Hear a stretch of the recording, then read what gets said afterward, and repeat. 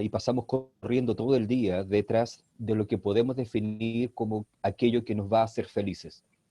Y a la misma vez el ser humano ha pasado su existencia huyendo de aquello que no quiere experimentar y que es precisamente lo opuesto. Momentos de insatisfacción, de dolor, de pena, de rabia, sufrimientos en cualquier forma.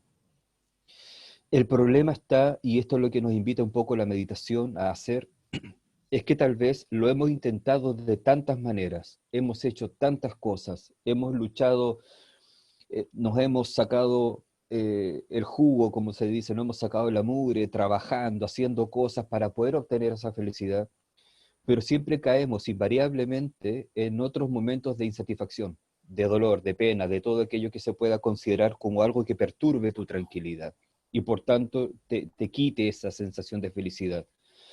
Y estamos diciendo en otras palabras que estamos buscando en una y mil maneras a partir de lo sensorial. Hasta el momento hemos cifrado la expectativa de conseguir ese estado de felicidad en función de lo sensorial. Y lo sensorial tiene que ver con cómo yo, sin darme cuenta, a través del acto de proveerle a mis estados sensoriales, a mis cinco sentidos, ¿cierto? Lo que puedo ver, escuchar, sentir, etcétera, cómo puedo proveerle aquellas, comillas, necesidades o aquello que yo establezco como requerimiento para entonces poder obtener la felicidad. Significa, en otras palabras, que hemos hecho de todo, pero de todo lo que tiene que ver con lo externo a nosotros. Y creo que muy pocas veces hemos intentado entender primero qué es la felicidad y que la felicidad no tiene que ver con la satisfacción, son cosas muy diferentes. Pero si empezamos a darnos cuenta que lo que menos hemos hecho es dejar un poco de mirar lo externo y empezar más a mirar la mente, entonces nos podemos eventualmente llegar a dar cuenta gradualmente, de a poco, que es en la mente donde vamos a poder lograr estados de felicidad, estados de disminución o incluso, ¿por qué no?, llegar a pensar en un estado mental donde hay absoluta ausencia de insatisfacción, de cualquier tipo de insatisfacción. En resumen y en otras palabras, el problema es que hemos buscado demasiado afuera para poder obtener felicidad y la meditación nos invita a observar la mente.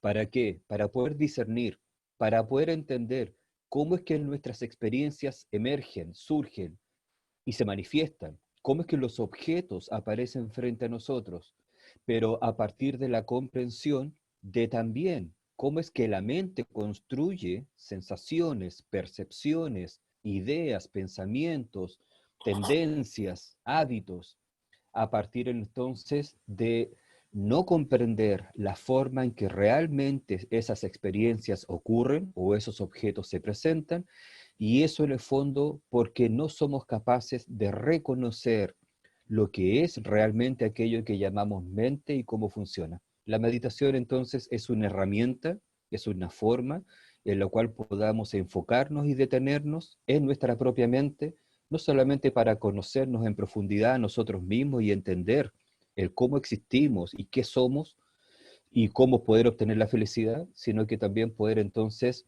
darle en la justa medida la importancia que tiene los factores externos, pero que en definitiva no son determinantes para nuestra felicidad.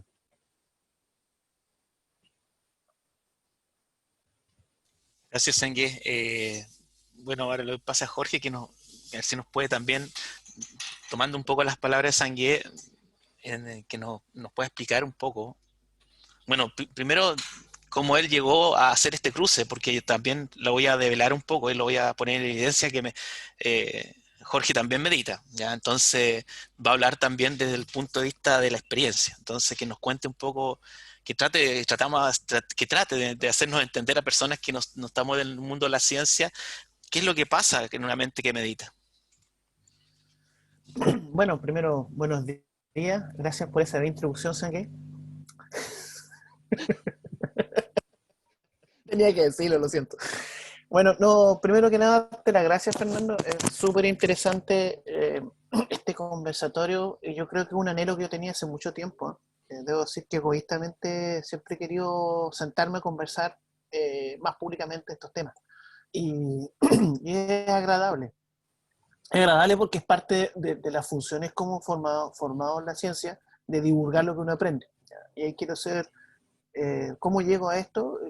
Porque soy una persona que se formó en el sistema público, ¿ya? Y como formado en el sistema público, agradezco a todos ustedes que hayan financiado mis estudios.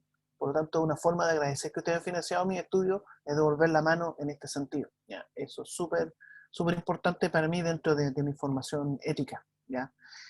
Ahora, es bien complejo tratar estos temas porque generalmente me toca el rol del, del abogado del diablo. Como que tiendo a clarificar ciertos conceptos y volver a ordenarlos. Como dice Fernando, yo llegué a la tarea meditativa, a aprender a meditar, porque andaba buscando cómo tranquilizar justamente ciertos procesos mentales. Quizás alguna vez voy a poder contar alguna anécdota de conversaciones que tuve con Sangye, de cómo llegué a la Sangye, llegué al budismo, pero no es el caso ahora. Lo importante es que sí, he encontrado ciertas respuestas en la tarea meditativa y por supuesto me traté de entender de por qué ocurrían esas respuestas fisiológicas, ¿ya? Vamos a meternos en el tema de la fisiología más que la neurociencia. Creo que es mucho más interesante desde el punto de vista de las personas que quieren practicar la meditación, cómo los cambios fisiológicos ocurren dentro de nuestro cuerpo. Y tomando algunas cosas que hizo Sanjay, súper importante, es el autocontemplarse, el autoentenderse. La tarea de meditación lo que obliga es hacer una pausa y volver a enfocarse en uno mismo y conocerse uno mismo, algo que no ocurre generalmente. Generalmente nosotros estamos muy apurados y pensamos que ocurre una serie de procesos dentro de nuestro cuerpo que son normales y que deberían estar ocurriendo. En cambio, cuando uno hace meditación se da cuenta que no son tan normales y que tienen cierta periodicidad y ocurren y uno empieza a entenderse a sí mismo. Y lo más interesante de esta conversación, para poder entrar a definir, es que el concepto de mente, que nosotros usamos mucho, es una construcción, no hay una mente. Yo no puedo tener una mente acá y presentarse, mira, esta es la mente, esta es su estructura, así funciona. No puedo hacer eso. Y las mentes son sumamente particulares. Cada experiencia, desde que eres un embrión hasta llega a este momento, ha ido construyendo esa mente. Entonces es muy difícil decir, esta es la mente. Es súper difícil. Lo que sí podemos hacer, y lo que es el aporte que quiero hacer yo en este conversatorio, es que es nuestro sistema nervioso central, nuestro sistema nervioso. Porque además otra cosa que tendemos a hacer es hacer una distribución norte-sur de nuestras funciones biológicas y pensar que acá arriba está pasando todo, como si fuera lo más relevante, lo más importante en nuestro cerebro, y prácticamente sin cerebro no vivimos. No es tan así.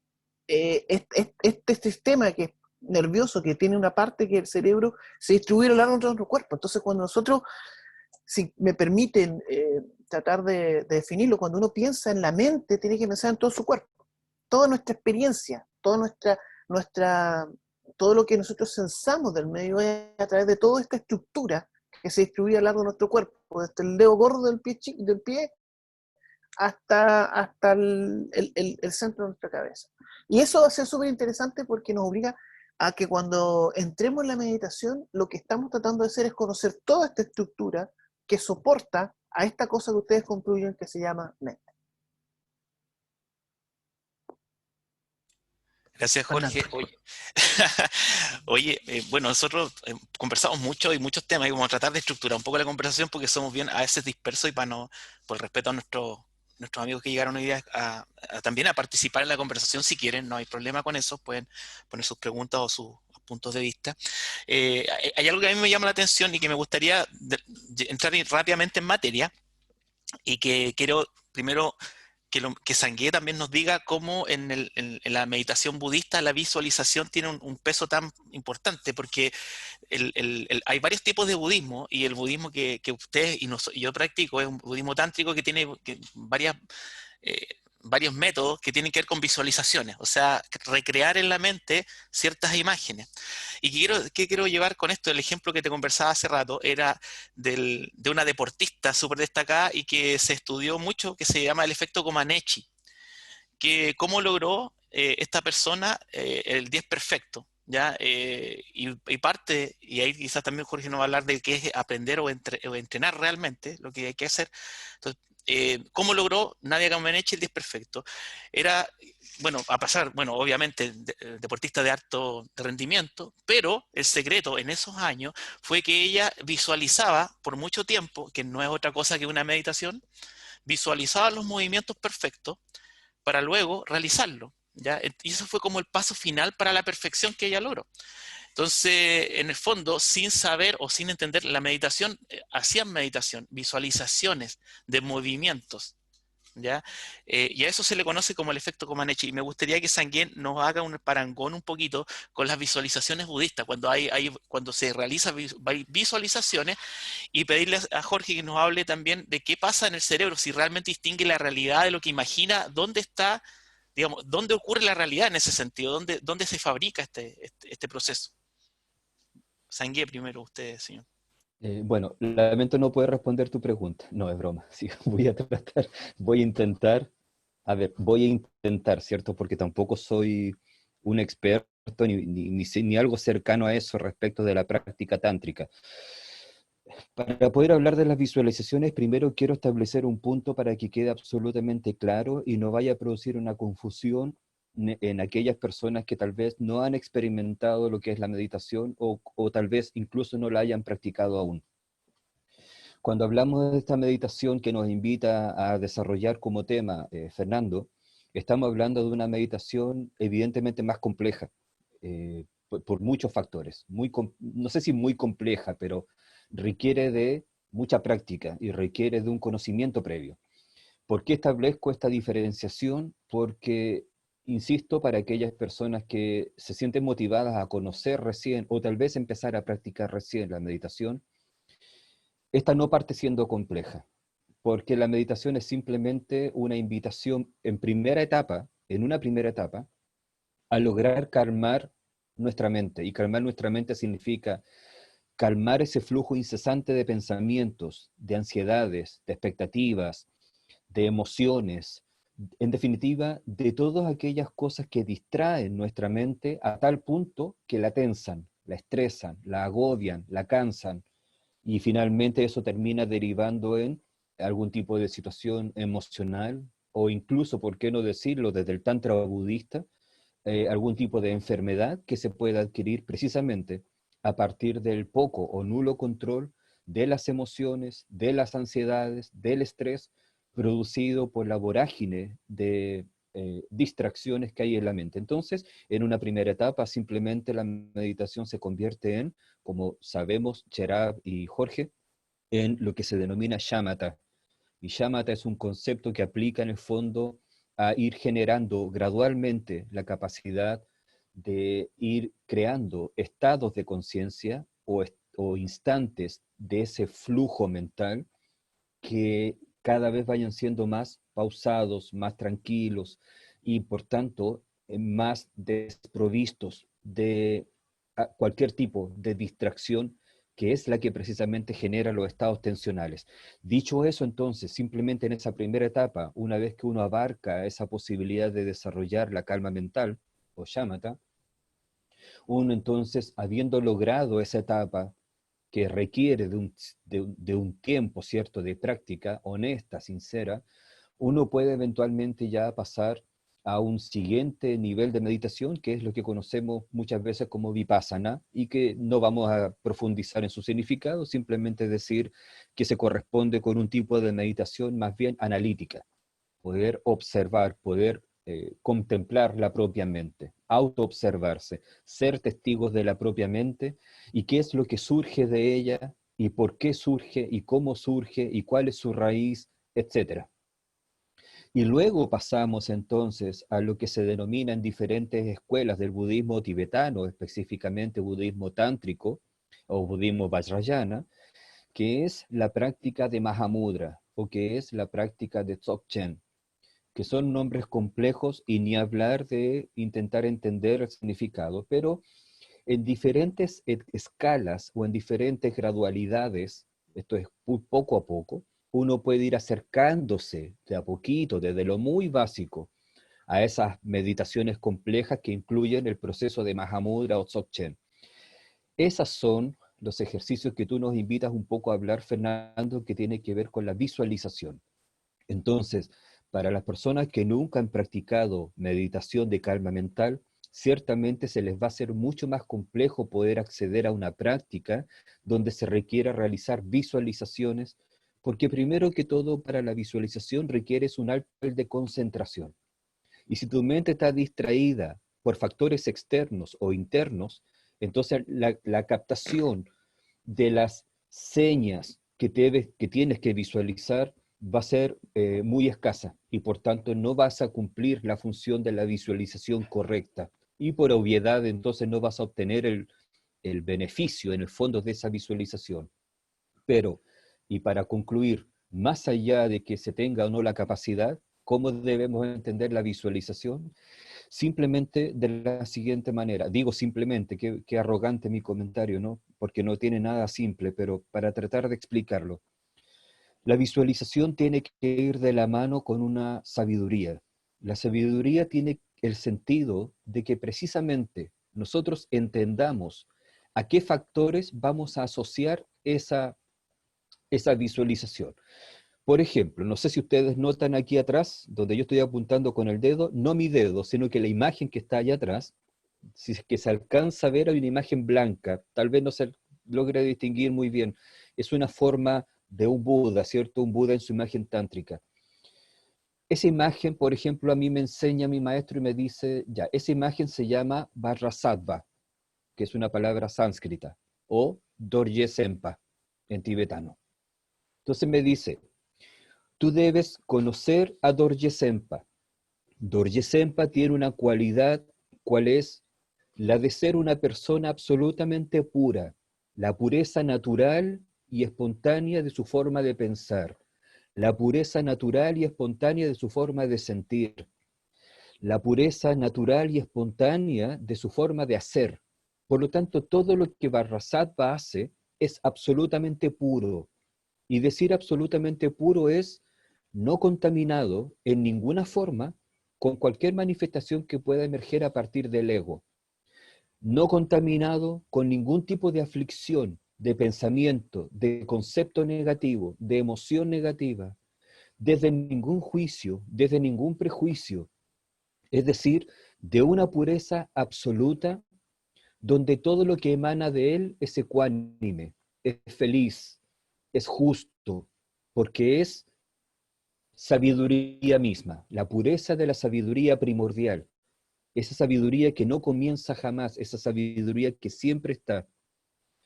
Entonces, una vez que yo conozco las características de Vajrasattva y entiendo quién es Vajrasattva, luego mi maestro me dice, ok, ahora te voy a autorizar a ti, Sangye Stondup, para que tú te visualices como Vajrasattva. Tú seas Vajrasattva, ya no lo tienes que ver frente a ti.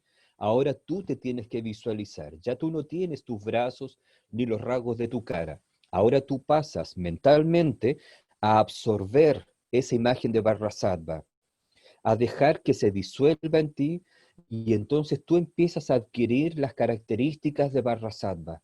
Ya no es lo que Sangye Stondup siente o piensa. Ahora es desde las cualidades primordiales puras de Vajrasattva. ¿Y qué va a ocurrir con la mente o la conciencia, cierto? Hablamos de mente y conciencia como lo mismo en el fondo. Ocurre que tu mente entonces está habituada a responder de ciertas maneras a los estímulos o a tener una percepción o a generar sensaciones en función de esos estímulos. Tu mente en definitiva está habituada a a comportarse de una manera, como te comportas en la universidad o en tu trabajo, con tus amigos o en tu casa. Pero cuando tú empiezas a adquirir a través de la visualización las características que están asociadas a Vajrasattva y ya hay un conocimiento, una sabiduría para comprender y entender el sentido de Vajrasattva, lo que tú le empiezas a decir a la mente o a la conciencia es como un martillo constante y la mente y la conciencia te va a empezar a decir, hey, ¿por qué me estás martillando? Entonces te va a prestar atención. Y cuando te presta atención, tú le vas a estar diciendo, tú no eres lo que crees, tú eres esto otro. Tú eres estas cualidades, tú eres estas virtudes, tú eres esta pureza. Por lo tanto, no eres lo que está contaminado con la ignorancia o con tu confusión mental. Y entonces se empieza a producir una especie, no sé si será el concepto adecuado, pero es el que se me ocurre en este momento. Se empieza a producir un efecto como de rectificación respecto de enseñarle a mi conciencia o mostrarle también lo que realmente es y no lo que yo he creído históricamente que soy. Porque lo que yo creo que soy es lo que he interpretado a partir de un montón de información que he recibido desde que nací, desde el día uno. Lo que me ha informado mis padres, mis amigos, el colegio, el medio, etc. Entonces yo he hecho una interpretación de mí mismo y de mi entorno en función de la información recibida. Pero aquí lo que se está diciendo es, límpiate de todo aquello, empieza a entender cómo es que eso existe, pero empieza a darte cuenta de cuál es tu real naturaleza, cómo eres realmente. Y para eso te lo voy a enseñar. ¿Y cómo te lo voy a enseñar? Con la visualización. Entonces la visualización en meditación pasa a ser un método que junto con la sabiduría necesaria a través del conocimiento que uno empieza a adquirir, va a empezar a provocar en ti esos cambios mentales que se traducen finalmente en cambiar tus hábitos de vida, de pensamiento, de acción, de formas de hablar, etc. La meditación en visualización pretende eso entonces, la transformación de aquello que nosotros creemos que somos hacia aquello que naturalmente somos, pero no nos hemos dado cuenta. Don Giorgio. Se está aguantando la risa, Jorge. Pucha, es que no es así. No, no, no. A ver, chuta, es complejo tratar de... metimos varios temas al mismo tiempo, entonces voy a tratar de ordenar un poco los conceptos. Perdona, Jorge, después de ti le vamos a dar pase a Lidia, que está pidiendo, levantando la mano, si realmente nos quiere dar alguna pregunta o nos Ya, quiere... De ahí, voy a voy a ser súper breve. Mira, básicamente en la teoría, en la teoría de aprendizaje, la visualización, el uso de las visualizaciones es una estrategia de aprender. Y hay algunos conceptos que se tocan con lo que acaba de decir Sanjay. Quiero rescatar algunas cosas. Por ejemplo, el tema de entrenarse y aprender son muy diferentes desde el punto de vista de la neurociencia, ¿ya? Cuando uno entrena es que hace una repetición de una tarea mecánica y lo que trata de lograr es la automatización de esa tarea, ¿ya? Ese es el entrenamiento. Por lo tanto, es bastante brusco para una persona que está en el mundo de la neurociencia o de la fisiología que le digan voy a entrenar la mente, voy a entrenar el cerebro, porque es un órgano que no se entrena realmente. Desde la concepción fisiológica, desde la definición de esta definición de entrenamiento. Lo que hace el cerebro es aprender, lo que hace nuestro sistema es aprender. ¿Y qué significa el aprender? Es que toma una tarea, se entrena en esa tarea, pero luego la modifica. Y en esa modificación es muy importante el tema de la visualización. Voy a ser bien concreto para que la gente se imagine este ejemplo. Todos nosotros aprendemos a caminar. Y en la tarea de la marcha, nosotros llamamos tarea en el mundo de la neurociencia tarea, decimos cuando es una actividad que requiere muchos niveles de atención y de áreas del cerebro para que ocurra, ya es una tarea. ¿Ya? Por eso decimos la tarea de la marcha es una tarea, es un fenómeno muy complejo, involucra muchos órganos sensoriales y motores para que ocurra. Entonces, cuando uno se entrena en la tarea de aprendizaje, lo primero que es de la tarea de caminar es aprender a mover ciertos músculos, ciertos motores, para que pueda caminar, para que se pueda enderezar y pueda desplazarse este homínido, este primate. ¿Ya? Pero cuando nosotros aprendemos a caminar, hay un fenómeno muy interesante que nosotros vemos el futuro, visualizamos el futuro. ¿Ya? Y eso es muy práctico. Cuando usted estaba caminando, vas caminando, tú no empiezas a pensar, voy a mover el cuádriceps, lo voy a contraer, voy a levantar el pie izquierdo, lo voy a dejar caer, luego voy a contraer el cuádriceps derecho. No estás haciendo ese pensamiento atento, ¿ya? Estás haciendo una tarea mecánica. Pero cuando vas en esta marcha y ves un objeto, tú te visualizas e imaginas el futuro, cómo va a ocurrir, ¿ya? ¿Qué va a pasar si yo no levanto más el pie? Yo lo estoy levantando a 1 centímetro, ¿qué pasa si lo levanto 5 o 6 centímetros? Me voy a tropezar y me voy a caer, y puedo construir todo el futuro, todo lo que va a pasar de ahí para adelante si no hago ese cambio de movimiento. Entonces, para cerrar esta parte, la visualización es una herramienta muy importante dentro de los procesos de aprendizaje del cerebro. Cuando yo visualizo, lo que yo estoy haciendo es consolidando un entrenamiento. Es en el momento en el cual aprendo, ¿ya? Estoy haciendo un ejemplo muy, muy burdo con la tarea de marcha, pero todos los que hemos pasado por algún entrenamiento técnico, aprendimos a mover, a instalar un cable, a soldar, lo que sea.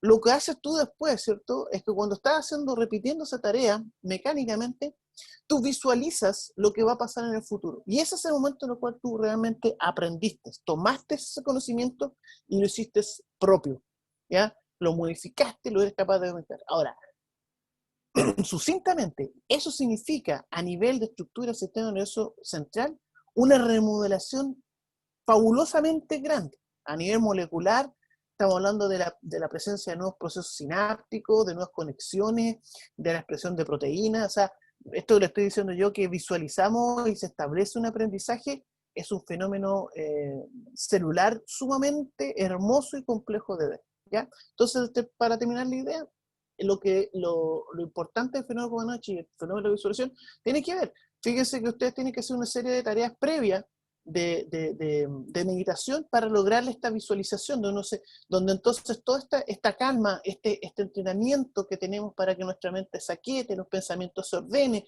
logremos atención, y luego de ahí podemos construir esta visualización, tiene que ver o tiene un soporte con otra serie de fenómenos fisiológicos que tienen que ver que cuando nosotros consolidamos un conocimiento y lo hacemos propio, o en otras palabras, hacemos la tarea de aprender. Gracias, Jorge. Yo no sé si Lidia quiere abrir el micrófono y hacer una pregunta, que tenía la mano levantada, o se le quedó la mano levantada nomás. Parece que no. Se le quedó la manito nomás. Oye, Jorge, mira, aprovechando de ahí y después me apalanco con Sangué, es que tomando este proceso de aprendizaje que tú dices, ¿podríamos hacer algún parangón, digamos, con las emociones o aprendizajes negativos, si podríamos decirlo de alguna manera? Este sesgo negativo de algunas personas o de todos nosotros de alguna manera, que podamos tener, y llevarlo al ámbito, digamos, de las enfermedades o de los problemas mentales. O sea, cuando una persona tiene un sesgo negativo demasiado, por ejemplo, que lo lleva a la depresión o a la ansiedad, ¿cierto? ¿Eso también es un aprendizaje? ¿También se hace sinapsis, ¿cierto? O algo así, ¿o no? Que ¿también se puede aprender eso? ¿O es cuando tú repites, como tú dijiste, esta repetición consciente, que se lleva después al inconsciente, de alguna manera como que se establece un programa y este programa se dispara después solo, ¿cierto? Cuando tú hablaste del proceso, la tarea de la marcha, en términos emocionales pasa algo parecido. Oye, sí, y la verdad es que, claro, no le podemos dar una connotación negativa o positiva al aprendizaje. Uno siempre está aprendiendo, ¿ya? Y está aprendiendo, y es súper válido lo que decía Sangué, lo que nosotros sabemos como budistas, de aprendiendo desde nuestra ignorancia. Estamos aprendiendo desde nuestra ignorancia lo mejor que podemos hacer para vivir, para ser feliz, para sobrevivir, para estar acá. Entonces, eso conlleva que nosotros, desde nuestra experiencia, voy a ser bien, bien violento con el ejemplo. Yo aprendí que si yo le pego a mi hijo, él se queda callado. No, por favor, no le pongan un juicio ético-moral a la acción, ¿ya? No lo tomen de lo bueno o malo. Sáquense ese concepto. Veamos solamente el hecho fisiológico. Imagínense que en realidad no es mi hijo, es un primate. Nosotros tenemos que entender que somos primates nomás, no hay mucha diferencia entre nosotros. Y si yo aprendo, fíjese, si yo aprendo que golpeando a mi hijo, este se queda callado, porque yo necesito hacer otra tarea, necesito ganar dinero, necesito trabajar, estoy estresado, es la forma como es un aprendizaje. Bueno o malo, es una construcción social, eso es solamente una construcción social, ética, moral, que no viene al caso analizar. Pero aprendí algo, ¿ya? Ahora, como así aprendí eso, también yo puedo aprender otra cosa, ¿ya? ¿Y qué significa eso? Que cuando yo hago la tarea de meditación, y esto es súper importante porque yo soy un fan de este tema, yo lo que estoy haciendo tarea meditativa, estoy poniendo atención a lo que estoy haciendo. y dejo de ser ignorante de lo que estoy haciendo. Cuando yo entonces empiezo a meditar, aunque sean 30 segundos, 10 segundos, 20 segundos, lo que usted quiera, empiezo a poner atención en lo que estoy haciendo y cómo estas acciones tienen consecuencias. Y ese es el momento cuando yo empiezo a meditar, que yo puedo aprender cómo mejorar o lidiar estos fenómenos. ¿Ok? Entonces, uno puede estar constantemente aprendiendo tareas aflictivas, la ansiedad, el estrés, cómo manejo la ansiedad, cómo manejo el estrés, y ahí nace toda la teoría de los vicios, digamos, de las adicciones, las tareas adictivas, porque en realidad son recompensas a corto plazo que me satisfacen, que me crean una sensación de placer, y ese placer yo lo quiero repetir, y como lo repito, dejo de hacer tareas que son de sobrevivencia, es una adicción, ¿se fija? Entonces, y la adicción no solamente tiene que ver con el consumo de sustancias, tiene que ver con actividades, por ejemplo, nuevamente me siento bien cuando le grito a mi esposa porque me fue mal en el trabajo, entonces yo me desahogo, tengo una sensación de placer, entonces vuelvo a repetir esa tarea porque siento placer. Entonces todo eso es un aprendizaje, ¿te fijas? Todo el momento estoy aprendiendo. Pero cuando yo pongo una pausa, un pause, cuando yo hago un paralelo, o sea, un paréntesis en esta tarea y reviso lo que estoy haciendo, el accionar que estoy haciendo, y le pongo un juicio y lo empiezo a estudiar, lo empiezo a aprender, yo puedo entonces corregir la actividad. Pero si no pongo una pausa, estoy viviendo simplemente automatizado, ¿cierto? Tengo que mi sistema se vaya solito, como dices tú, que no es un buen paradigma, pero este software empieza a andar, estoy estresado, entonces le grito a todo el mundo y yo me siento bien, y es la respuesta automatizada que yo tengo, voy a caer en estos spin-off de toxicidad mental, de toxicidad fisiológica, que tiene una serie de parámetros. Entonces, uno está aprendiendo constantemente, nunca deja de aprender. Ahora, a nivel de remodelación sináptico, lo que está ocurriendo es un estallido de información. Entonces, cuando yo le pongo pausa a ese estallido de información, yo puedo entonces, no quiero decir desaprender, porque uno no desaprende, ¿ya? Eso no nos olvida de conocimiento, pero sí empiezo a aprender una nueva tarea porque soy menos ignorante en lo que está pasando. Le entiendo la tarea, cuál es el daño que me está haciendo, cuál es el daño aflictivo que me está haciendo en mi entorno y en mi persona, y puedo aprender una nueva actividad que me causa placer. Y eso es súper importante. Estoy reemplazando la forma de lograr placer, la forma de lograr felicidad, con una nueva tarea que incluso puede ser mejor o aún más de mayor impacto en mi sistema nervioso. Pero tengo que volver a aprender.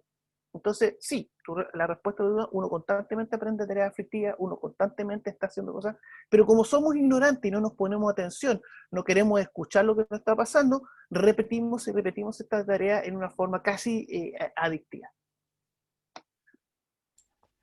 Gracias, Jorge. Ahora, del punto de vista budista, Sangye, las emociones aflictivas tienen que ver, ¿cómo las ve el budismo? O sea, ¿cómo a través de la meditación tú reconoces estas emociones aflictivas y cómo, en términos, digamos, generales, cuáles son como la receta para empezar a trabajar con estas emociones aflictivas que también describe Jorge, como que se aprenden? Claramente, malamente, ¿cierto? Porque buscamos felicidad donde quizás nunca la vamos a encontrar y vamos repitiendo estos procesos que son negativos, le doy el sesgo negativo porque me hacen mal a la larga a mí y a los demás. O sea, nos explica un poco en el budismo cómo se aborda estas emociones aflictivas. Desde, a ver, desde la filosofía budista, yo sé que Jorge Parodi seguramente después de mi intervención me va a decir, no estoy de acuerdo, pero desde la filosofía budista, y aquí hago la separación, no lo estoy diciendo desde la neurociencia, menos de la biología, porque evidentemente no es mi campo, ni mucho menos, no tengo ese conocimiento, ni siquiera básico. Pero tú me preguntas desde el budismo hablar de mente, conciencia o cognición son sinónimos. Hablamos exactamente de lo mismo. Cuando hablamos de la cognición o de la mente, del conocimiento, ¿cierto? Del adquirir conocimiento, y evidentemente eso es la función de la conciencia. Otro tema es cuán atento estamos a esa conciencia. Entonces podemos establecer que la cognición tiene como 7 diferentes maneras de operar, de funcionar. No vamos a abarcar el detalle de las 7, solamente me quiero detener en 3 de ellas. Hay una que es la cognición directa, hay otra que es la cognición subsecuente y hay otra que es la cognición inferencial. La cognición directa es aquella que nos provee la posibilidad de conocer directamente a partir de la experiencia. Lo que estoy viendo lo sensa mi mente, ¿cierto? A partir de la facultad de poder ver, de poder escuchar, de poder sentir, etc. Y entonces la facultad de ver es transmitida a la conciencia que lo lleva hacia el pensamiento. Entonces, la experiencia directa es, en primer plano, lo que veo por primera vez. Pero luego empieza a funcionar la cognición subsecuente, que es aquella que ya no ve por primera vez, sino que simplemente recuerda lo que vio por primera vez. Y hace una asimilación respecto de que lo que estoy viendo ahora o estoy experimentando ahora tiene características o cualidades muy parecidas, aunque no son idénticas, pero son características que se asemejan mucho a aquella experiencia que viví por primera vez y que quedó de alguna manera almacenado, lo que en el budismo se habla como alaya, la conciencia alaya, que es donde se almacenan todas nuestras percepciones, todo lo que percibimos, todo lo que hacemos, todo lo que pensamos, todo lo que experimentamos, cada concepto, cada idea, cada pensamiento, cada acción, todo queda almacenado en esa parte de la mente o conciencia que se llama alaya. Por lo tanto, la cognición directa es esa primera experiencia, pero la cognición subsecuente es la que va a ir a rescatar de ese recuerdo basado entonces en aquellas características similares que unen precisamente a ese objeto, a esa experiencia con aquella primera vez, y entonces voy a poder determinar, esto es tal cosa.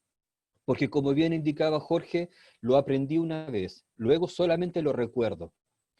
Y la cognición inferencial tiene que ver con esa que precisamente infiere, es decir, a partir de la cognición directa y a partir de lo que yo almacené en mi mente, lo establezco para mí como una verdad. Esto es. Y por ende, cada vez que yo vea señas de algo, voy a asumir inmediatamente de que esto es tal cosa. Este animal es de estas características. Esto que me está sucediendo tiene tal denominación. Y por lo tanto, también voy a asociar inmediatamente las emociones que quedaron grabadas en esa parte de la mente o en esa conciencia alaya, que también se expresaron junto con esa experiencia que tuve por primera vez. Entonces no solamente traigo el recuerdo del momento con sus características, sino que también traigo las emociones que se grabaron en esas una o primera vez. Luego empezó entonces a funcionar la cognición subsecuente. Con esto, ¿a qué respondo entonces a tu pregunta? Si mal no recuerdo, tu pregunta era de alguna manera cómo aprendemos, ¿cierto? O si es que acaso se puede aprender este tema de las emociones negativas, si es que es un elemento que esté en posibilidad de ser aprendido, así como también se puede aprender aquellos aspectos positivos Claro, o mira, disculpa, favorables. porque acá Jeremy nos dice más o menos lo mismo. Dice desde ese punto, dice Jorge, bueno, le habla a Jorge, pero yo creo que igual va como en el mismo sentido. Dice, Jorge, una depresión implica un aprendizaje errado. Y entre paréntesis pone, ¿y requiere un reaprendizaje de algo nuevo? Está preguntando. Después No, yo no, creo no. que vamos Ya, al pasaje.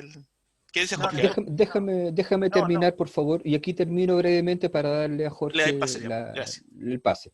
Termino acá la idea. Las emociones negativas o las aflicciones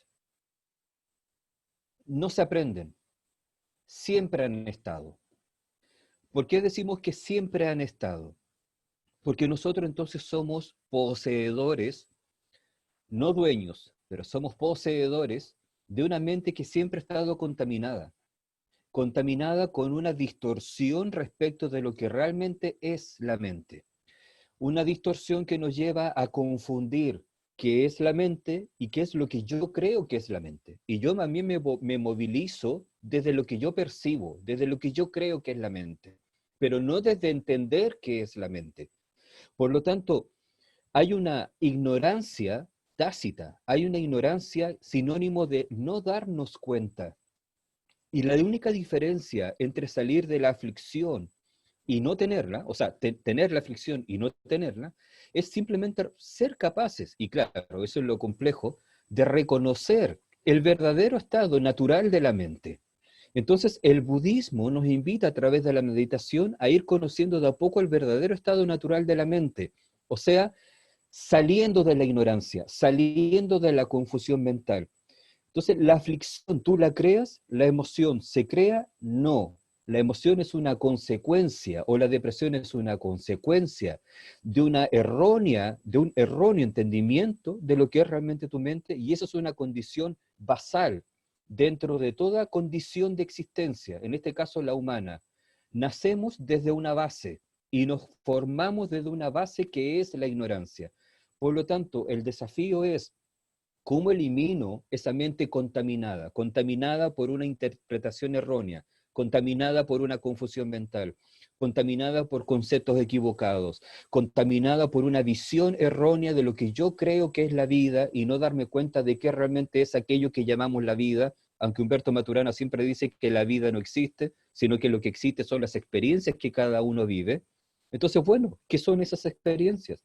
Entonces, no voy a ser capaz de crear la emoción negativa o la aflicción porque eso ya está. El desafío es lo opuesto. ¿Cómo entonces elaboro una meditación gradual o un conocimiento que lo acompañe para salir precisamente de esa ignorancia y ver la realidad? A Gracias, ver, Sangue. es interesante, pero a ver, esta mente tiene un soporte estructural, ¿ya? Y eso no lo podemos obviar, ahí es parte de lo que nosotros somos, ¿ya? Y ahí quiero ser súper cauto con el tema de las depresiones, porque no es un tema menor. Eh, hay dos grandes grupos de depresión. Está la depresión endógena y la depresión exógena, a grosso modo. La depresión endógena es una patología que tiene una alteración de los procesos neurotransmisores a nivel del sistema nervioso central. Ya, la más conocida es una caída de receptora endorfina. Entonces tú, por más que estés en una actividad recreativa, no eres capaz de sensar ese placer porque no tiene receptores a esos neurotransmisores. Entonces sí existe. Ahora es muy difícil diagnosticar, es muy difícil de tratar porque nosotros en ratones podemos generar la depresión. Los ratones, todos los seres vivos le podemos hacer estado depresivo. Estado depresivo, por ejemplo, que se caracterizan por inanición, falta de líbido, inapetencia en el juego, una serie de vivir en comunidad, lo podemos hacer.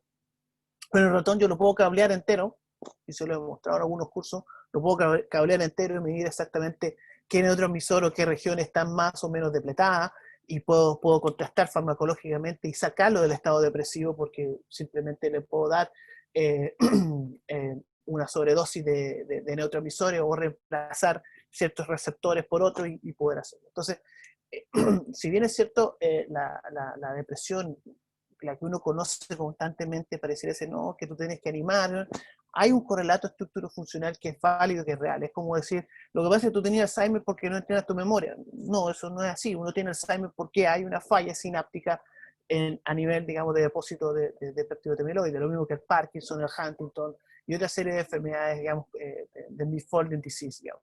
Entonces, ojo con eso. O sea, si bien es cierto la teoría de las emociones y toda la teoría de flexiones puede hacer, es interesante cómo uno puede manejar la sintomatología de ciertas patologías de base. No es que no tenga una estructura funcional, que no ocurra a ese nivel, ¿ya? Ahora, lo que sí, y eso es súper interesante, que es un tema de discusión, uno tiende a confundir mucho los estados ansiosos con los estados depresivos, ¿ya? Los estados ansiosos, ¿cierto?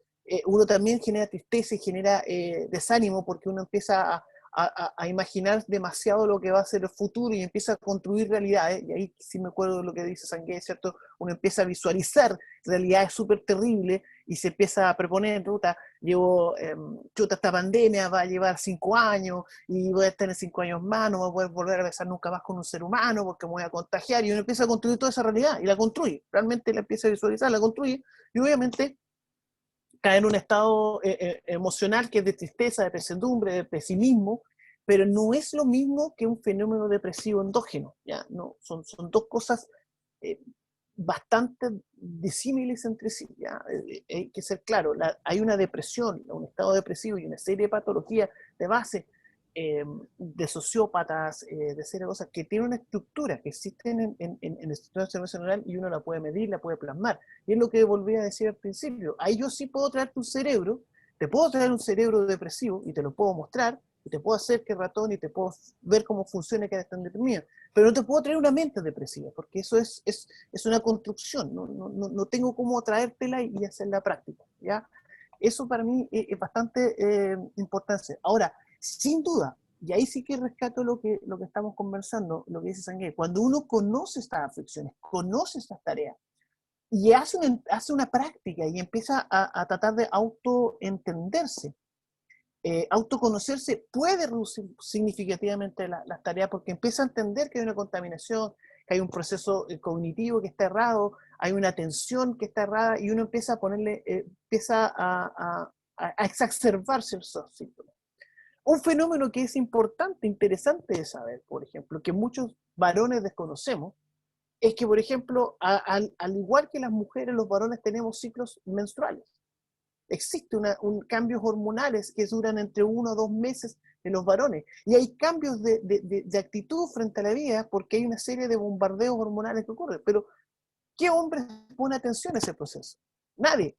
Pero sin embargo, cuando tú empiezas a hacer esta tarea y empiezas a ponerte atención, te das cuenta que hay periodos en los cuales tú tienes que, por ejemplo, ser mucho más positivo, tratar de tener pensamientos menos aflictivos, de poner atención en lo que te hace bien y lo que te hace mal, como una forma de contrarrestar un proceso natural. O sea, naturalmente vas a tener un bombardeo cada 2 meses de una caída de testosterona, y van a haber cambios a nivel nervioso central, porque tienes un sistema que está funcionando como tiene que funcionar, como un ciclo, ¿ya? Como impermanente, como lo que nos enseñan. Esto es impermanente. O sea, el pensar en que todos los días vamos a ser exactamente igual y que no hay ningún cambio, no tiene ni un asidero desde el punto de vista biológico y menos desde el punto de vista de la filosofía budista que estamos tratando de entender o conversar entre dos. Gracias, Jorge. Oye, Jessica nos pregunta algo que está igual en una conversación previa que tuvimos y que ella ya lo sacó a colación. Pregunta si es qué tan cierto es que después de 21 días seguidos de una forma de hábito puedes transformarlo, ¿ya? ¿Tiene digamos, alguna evidencia, algo de eso? ¿Tú conoces eso, Jorge, no? La verdad es que sí he leído varios trabajos, digamos, que tratan de dar un tiempo de cuánto te demoras en aprender una actividad, pero nuevamente son procesos que son absolutamente único personales. Yo creo que de alguna forma tenemos que salirnos de acá con un concepto súper claro. Cada individuo, cada sistema nervioso que estamos visualizando en este momento acá y que construye esta mente son sumamente particulares. Entonces, eso es un promedio, una estandarización que trata de ser así, mira, entre 21 días, 22 días tú deberías aprender una tarea, lo cual no es cierto, depende cuánto te recompensa la tarea, cuánto te estimula hacerlo. Digamos, Sangué puede también aportar. Hay meditadores que llevan décadas, siglos, tratando de visualizar y no lo logra, y otro en 3 días uno se sienta y ¡pum! Y logra hacer esa tarea. ¿Por qué uno de otros? Porque somos particulares. Nosotros los occidentales tratamos de ponernos todos en la misma caja cuadrada y que seamos todos exactamente iguales cuadrados, y por eso tendemos a hacer los promedios, tendemos a hacer estas aceleraciones. Mira, si tú corres todos los días 5 kilómetros, al cabo de 21 días vas a ser maratonista. No hay un soporte realmente que dé cuenta de eso. Depende de tu carga genética, de tu epigenética, de tu dieta, de tu forma. Entonces, yo creo que lo más interesante, lo que sí se sabe, el que tú no empieces a hacer una tarea, la que sea, de aprendizaje, que no tenga alguna recompensa, que sea estimulante en un principio, es mucho más probable que la dejes de hacer que si tiene alguna grado de recompensa. Eso sí, se ha estudiado más mejor y se ha medido, y lo hemos hecho con ratones, lo hemos hecho con macacos, con primates, y sí se sabe, digamos, que ese sentido, cuando uno le enseña una tarea nueva a un animal, a nosotros mismos, a la medida que tiene una recompensa, esta tarea es más fácil que se establezca y después, digamos, se adquiera como un aprendizaje nuevo. Gracias, Jorge. Oye, mira, para que no quede fuera, porque ya son las 12, para que les doy la hora, pero no tenemos hora de fin, así que tampoco nos vamos a extender tanto. No vamos a abusar, gracias por, por el tiempo, pero no vamos a abusar de usted. Me gustaría que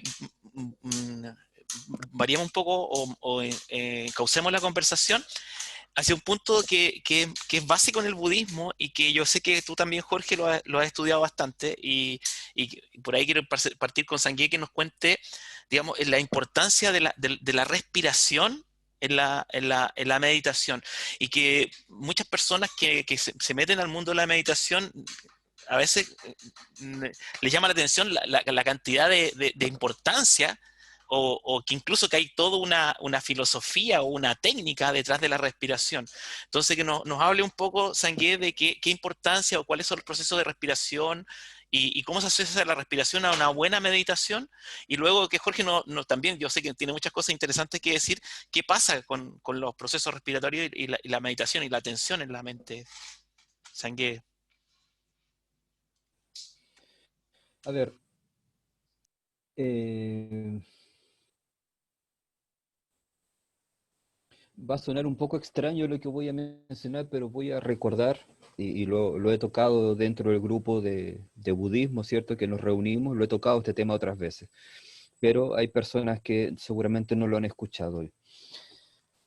Se nos pregunta en Geshe Lobsang Dakpa, que es un maestro tibetano, que da clases, él es doctor en filosofía budista, y da clases allí en el instituto formado por el Dalai Lama en Dharamsala, donde tuve la oportunidad de recibir clases durante un tiempo con él.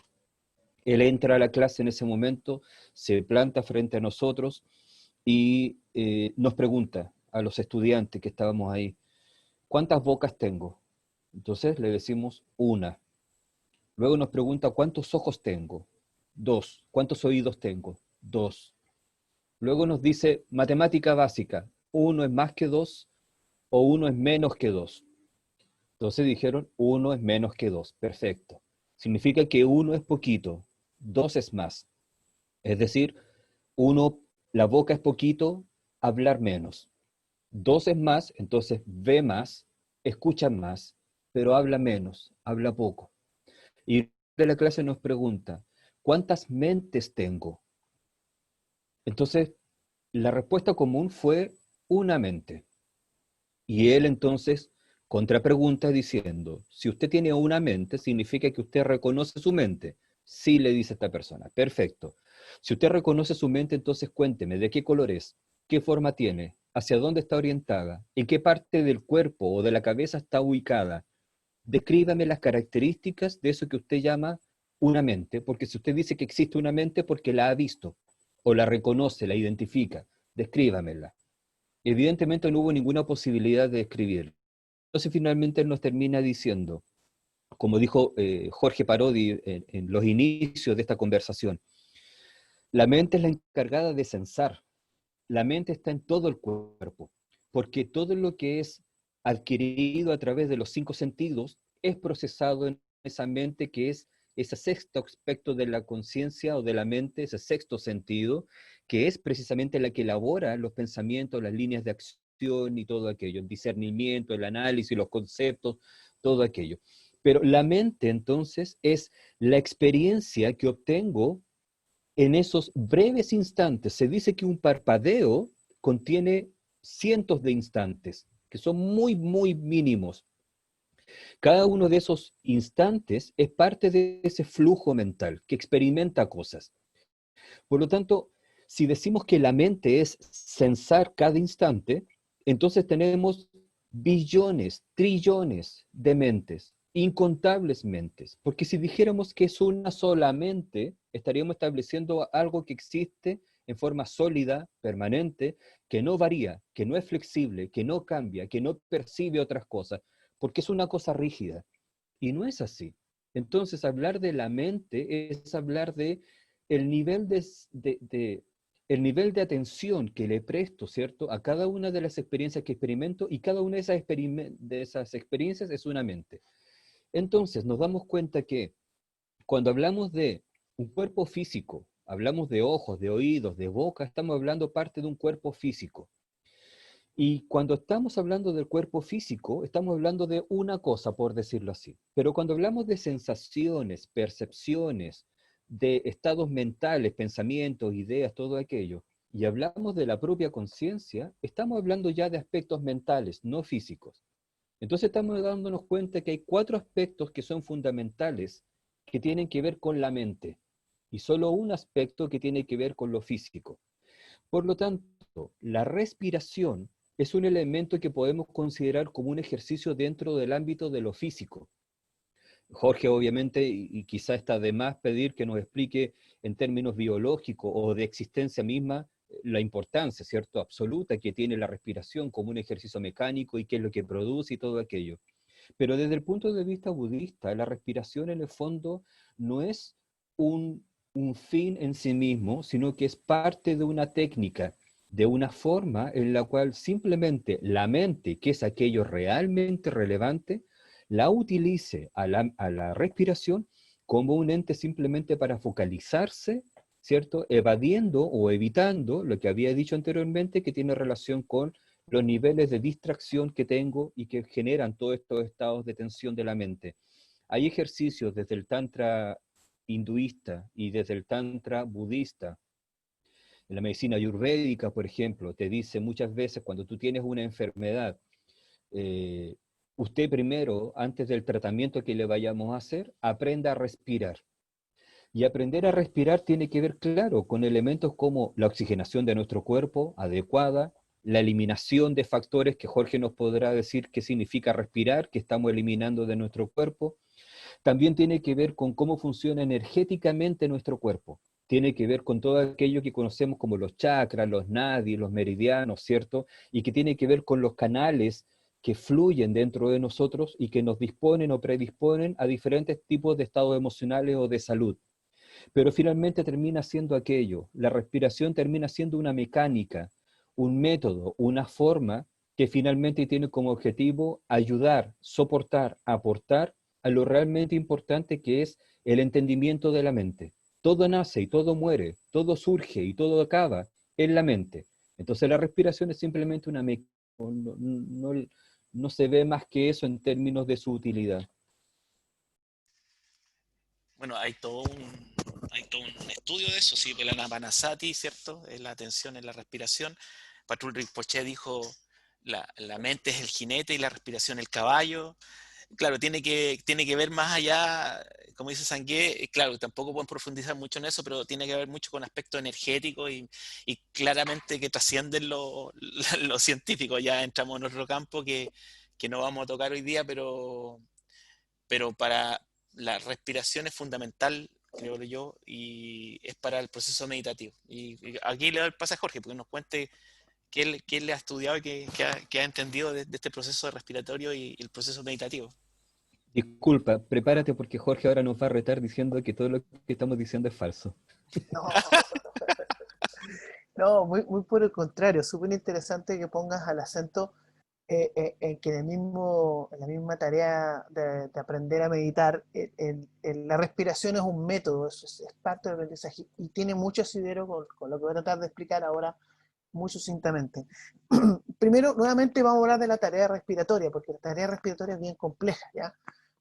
A lo menos vamos a tener cuatro fenómenos bien importantes en la tarea respiratoria. Uno va a ser, ¿cierto?, que es un sistema automático, es uno de los pocos sistemas automáticos vegetativos, digamos, que funcionan, sobre el cual nuestra atención se puede sobreponer. En otro sentido, ustedes no pueden ponerse, decir voy a dejar de latir, o voy a dejar de sudar, o voy a dejar de producir orina, o voy a dejar de producir presión arterial. Sin embargo, la respiración es una de las pocas tareas en las cuales yo conscientemente, perdón, el COVID me tiene agarrado, conscientemente le puedo poner atención y la puedo detener, la puedo manipular, la puedo modular de alguna forma. Eso es súper importante, es una de las pocas tareas vegetativas en las cuales yo puedo cambiar. Fíjense que una de las otras pocas tareas vegetativas que puedo cambiar es el parpadeo, que interesantemente tiene un correlato con las emociones, ¿ya? Y es otra tarea meditativa que también es interesante.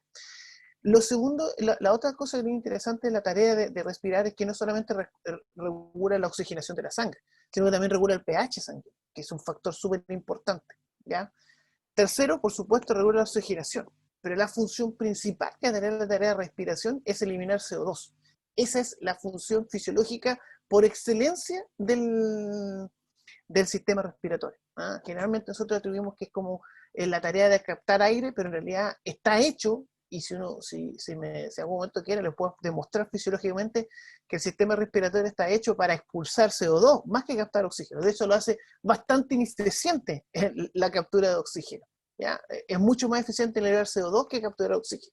¿Por qué? Porque las células de nuestro sistema tienen una capacidad resiliente bastante grande para mantener el oxígeno. Prueba de eso es que si no fuera así, no podríamos hacer apnea, buceo por apnea. Esa es la mejor evidencia. El buceo por apnea, lo primero que uno hace cuando sale el buceador no es captar aire, es expulsar CO2. Los Esa Sherpas es en la, Nepal que pueden vivir con muy poco oxígeno, ¿cierto? exactamente, pero si tú les jodes o te metes con la tarea de expulsar CO2, el sistema respiratorio se altera bastante sencillo. Pero es un tema fisiológico. Pero ¿qué es lo que más me interesa? Es importante, que es una tarea vegetativa que puedo controlar, pero estoy obligado a ponerle atención. Y justamente lo decía Senge, cuando uno empieza a meditar, cuando empieza a hacer esta tarea, se enseña primero a respirar bien. ¿Por qué? Porque tengo que ponerle atención.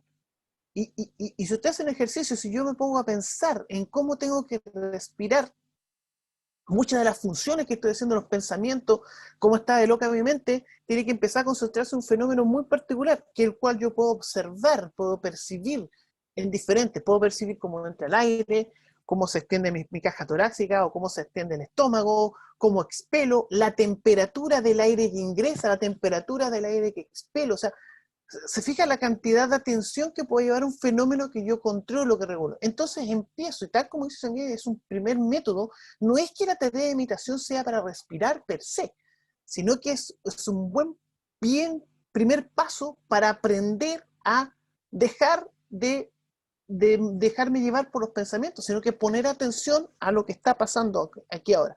Y ustedes, si hacen una búsqueda rápida de tareas meditativas, y si alguien me puede corregir, van a encontrar diferentes formas de respirar, que son cuadrática, acuadrática, fijarse en la temperatura de respiración, fijarse dónde entra el aire, expulsar de una forma, expulsar de otra, inhalar de otra forma, pero todas conllevan el mismo fenómeno. El fenómeno es poner atención a esta tarea tan básica y vegetativa. Ahora, el otro punto es que efectivamente cuando yo empiezo a respirar bien, y créame que nosotros respiramos horriblemente mal, los occidentales respiramos sumamente mal, hay mucha patología solamente asociada a respirar con la boca y no por la nariz, por ejemplo, que es un fenómeno que uno ve una tontera, pero hay gente que respira solo por la boca, no respira por la nariz. Y respirar por la nariz tiene una serie de beneficios fisiológicos que no vale la pena discutir ahora. Pero el simple hecho de empezar a respirar mejor, ¿qué es lo que genera? Genera 3 cambios fisiológicos súper palpables y que yo invito a las personas que están recién comenzando a meditar, que es súper estimulante, porque son cambios que uno ve y observa beneficios rápidos. Primero, ahora están botados por el suelo con peso en oxímetro. Son de estas cosas para medir el pulso y la cantidad de oxígeno que hay en la sangre. Súper interesante para una persona que se está metiendo a este mundo y que quiere conocerse a sí mismo, que conozcan sus niveles de oxígeno basales, su pulso basal, y vean que cuando empiezan a tomar la tarea meditativa, y alguien me puede corregir también de nuevo los tiempos, pero hay muchos meditadores que han partido, basta con que esté parte 5 segundos, 10 segundos todos los días, y luego va aumentando, van a ver que ese pulso y esa oxigenación cambia drásticamente, salta de 95% de oxigenación a 98% de oxigenación, que es mucho, desde el punto de vista fisiológico es mucho. Y si ustedes están repitiendo esa tarea y ven en cuanto se cuenta que incluso después de muchos meses de práctica, su pulso baja, porque aprendieron a respirar mejor. Eso es lo que nosotros conversábamos al principio, que es un excelente estímulo para esta mente, para esta construcción, digamos, mente, de decir, oye, voy a seguir meditando porque me estoy sintiendo mejor. Lo último que quiero meterles en el tema es cómo respirar, y van a encontrarse que muchas veces la respiración que nos invita en diferentes prácticas, meditaciones guiadas, no guiadas. Fernando, enemigo de las meditaciones guiadas, a mí me encantan las meditaciones guiadas, me entretienen más, porque son diferentes estrategias, y eso es súper importante, que son diferentes estrategias, pero tienen un correlato fisiológico final que es único.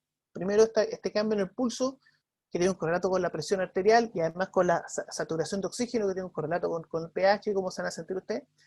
Les van a invitar a respirar desde el abdomen, y eso es súper importante. Nosotros tendemos a respirar, hiperventilamos realmente extendiendo la caja torácica, y siempre enganchamos la caja torácica. La verdad que van a encontrar que muchas veces lo que se hace es respirar desde el abdomen.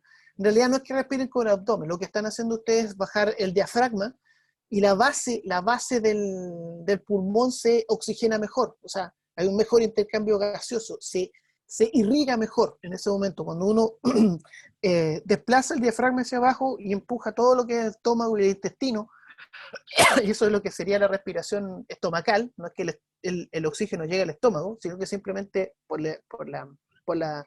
como empuja el diafragma a todos los intestinos, se eleva el estómago, la base del cerebro, la base digamos, del pulmón se irriga mucho mejor, y el intercambio gaseoso, la entrega de CO2 es 2 o 3 veces más eficiente que la respiración superficial. Lo que permite entonces que en una sola inhalación y exhalación, en un solo ciclo, nosotros mejoremos 2 o 3 veces nuestro sistema respiratorio. Por eso es la base de respirar, digamos, desde el abdomen, que no es que ocurra el intercambio en el estómago, quiero decir. Entonces, fíjense bien, Sangué me puede corregir, casi todas las técnicas principales de meditación son respiración acuadrática. ¿Qué significa eso?